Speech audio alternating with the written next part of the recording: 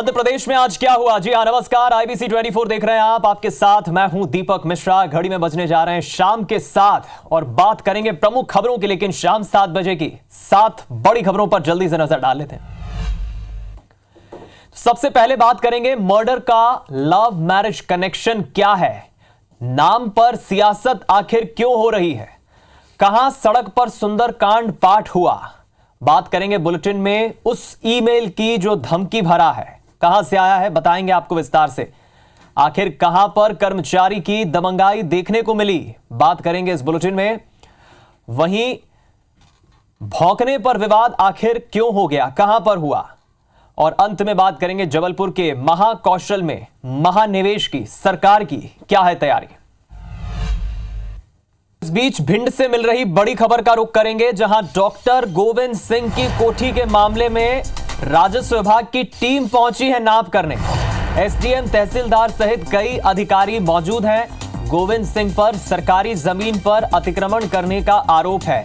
सीमांकन रोकने के लिए हाईकोर्ट में हालांकि जो याचिका लगाई गई थी वो याचिका खारिज हो गई। फिलहाल मौके पर भारी पुलिस बल मौजूद है।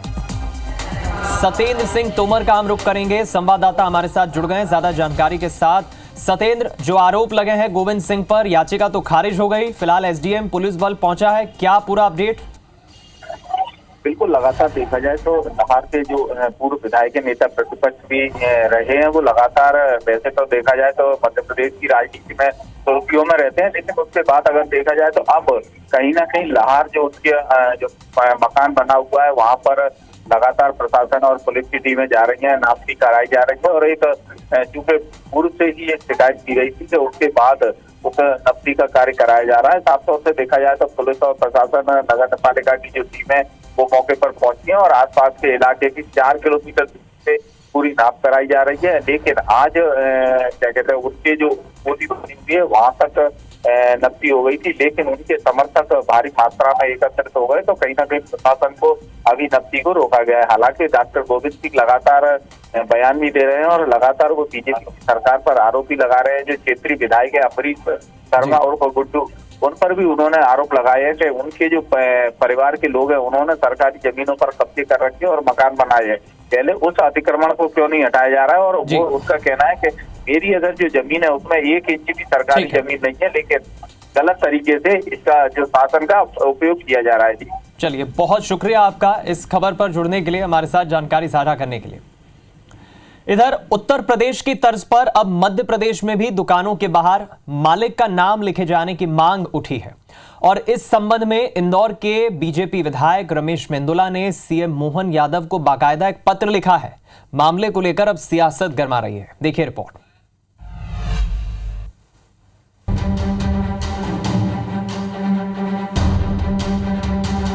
यूपी के बाद मध्य प्रदेश में भी दुकानों पर दुकानदार का नाम लिखने की सियासत हो रही है। इंदौर से बीजेपी विधायक रमेश मेंदोला ने डॉक्टर सीएम मोहन यादव को पत्र लिखा, जिसमें उन्होंने मध्य प्रदेश में हर दुकान के सामने दुकानदार का नाम लिखने का आदेश देने और नियम बनाने का आग्रह किया है। अब मामले में बीजेपी और कांग्रेस का बयान सुनिए।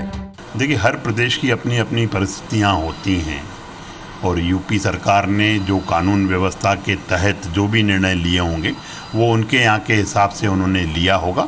मध्य प्रदेश में इस तरह का कोई बड़ा आयोजन बहुत वृहद स्तर पर नहीं होता है। इसके पीछे सरकार का क्या उद्देश्य है, ये तो सरकार बताए कि उसने ऐसा क्यों करा। और जब सरकार स्वयं ही लोगों को उकसाने के लिए अगर ये काम कर रही है तो ये बहुत ही हैरत की और दुखद बात है। वहीं इंदौर के महापौर पुष्यमित्र भार्गव ने मामले में समर्थन देते हुए कहा कि दुकानों के बाहर प्रोपराइटर का नाम होना चाहिए। प्रोपराइटर का नाम आपको बोर्ड पर लिखना ही पड़ता है और अगर कहीं कोई लोग नहीं लिख रहे हैं तो उनको लिखना चाहिए और उन्होंने ये मांग की है। और अगर मध्य प्रदेश में इसको लेकर कुछ लिखित नियम नहीं है तो वो बनेंगे तो अच्छा है।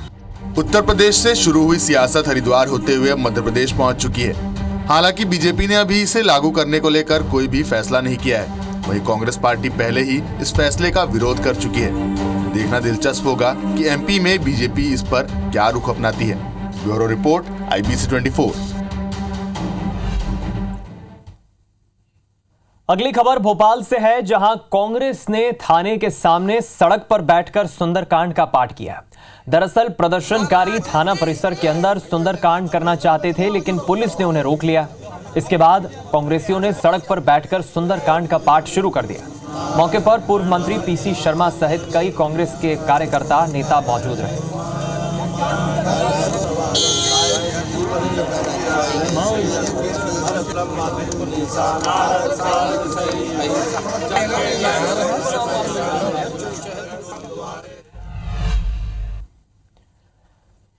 इधर इंदौर के आईआईटी कैंपस में बने केंद्रीय स्कूल को बम से उड़ाने की धमकी के बाद प्रशासन अलर्ट मोड पर है। जानकारी मिलते ही पुलिस की टीम मौके पर पहुंची, केस दर्ज कर लिया। साइबर सेल के माध्यम से अब जानकारी जुटाई जा रही है। पुलिस के अधिकारी सहित बीडीएस की टीम आईआईटी कैंपस के अंदर पहुंची और करीब 6 घंटे तक जांच पड़ताल की। पुलिस ने बताया कि जांच में किसी भी प्रकार की कोई संदिग्ध चीज नहीं मिली है। हमारी साइबर की टीम उसको डिटेक्ट कर रही है।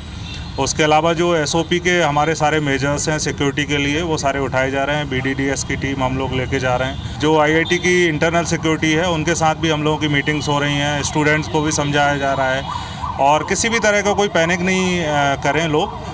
पुलिस बिल्कुल मुस्तैद है और सारे सुरक्षा के मापदंड जो एसओपी है उसके हिसाब से किए जा रहे हैं। खबर उमरिया से है, जहां वन विभाग के कर्मचारियों की दबंगाई सामने आई है। दरअसल आरोपी सैकड़ों महिलाओं को जबरन डिप्टी कलेक्टर डायरेक्टर के ऑफिस में ले जाने का प्रयास कर रहा था, जिस पर ड्यूटी में तैनात महिला कर्मचारियों ने उन्हें रोकने का प्रयास किया। इस दौरान वन विभाग के कर्मचारी ने महिला कर्मी के साथ वाद विवाद कर उन्हें धक्का दे दिया, जिससे वो घायल हो गई। पीड़िता ने मामले की शिकायत थाने में दर्ज कराई है और कार्रवाई करने की मांग की है। हमारे कार्यालय में पदस्थ प्यून है, ये प्रीति शर्मा करके है और वो हमेशा ड्यूटी पर अपना रहती, ड्यूटी पर ही थी। उसी समय पे इन लोगों ने जो उनके साथ में बदतमीजी की और धक्का देकर गिरा दिया था। सर ने बोला कि 4 लोगों को अंदर भेज दीजिए। वो बोलने लगा कि नहीं, हम सब लोग जाएंगे अंदर। मैं बोली इतने लोग अंदर ना आ पाओगे। तो वो बोल रहा था कि साहब को बाहर भेजो। मैं कही यहाँ पर बुला लीजिए साहब को। हमको धक्का दे के गाली दिया और अंदर चला गया। सब पूरे जितने लोग को लेके आए थे। जब प्रीति द्विवेदी जो उनके पद पर कार्यरत है, उन्होंने लिखित एक शिकायत हमारे समक्ष प्रस्तुत की थाना कोतवाली में, तब प्रीतम कोल के विरुद्ध हमने शासकीय कार्य में बाधा और मारपीट का प्रकरण पंजीबद्ध कर लिया है। करते हैं कुछ और खबरों का। मध्य प्रदेश में औद्योगिक निवेश को गति देने के लिए जबलपुर में रीजनल इंडस्ट्री कॉन्क्लेव 2024 का आयोजन हुआ।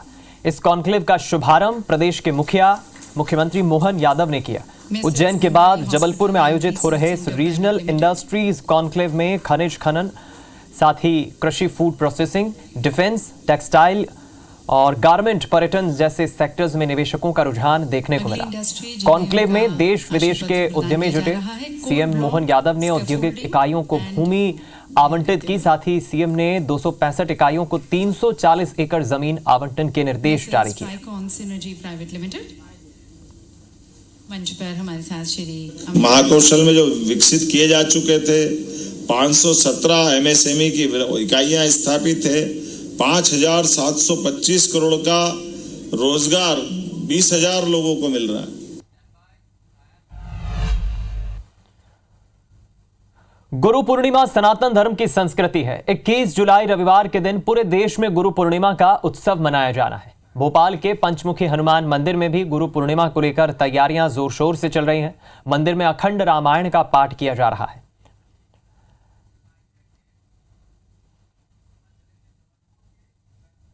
बहुत पुराना है ये, तो हम तीसरी पीढ़ी में है। सबसे प्रथम देवराहा बाबा के प्रथम शिष्य समाधिष्ट योगीराज जी महाराज जी ने यहाँ पीपल का पेड़ था, वहाँ एक आसन लगाया, धीरे धीरे तपस्या किया। तपस्या से यहाँ हनुमान जी स्वयंभू निकले, जन जन तक पहुँचाएं, जिससे लोगों को लाभ मिले पंचमुखी हनुमान जी मंदिर का। और पुराना मंदिर है, इसका लाभ जो है हर जन जन को मिलना चाहिए। कलयुग में ये श्रेष्ठ है। और अब चलिए जबलपुर का रुख करते हैं, जहां कल्चरल कॉन्क्लेव का इस वक्त शुभारंभ हुआ है।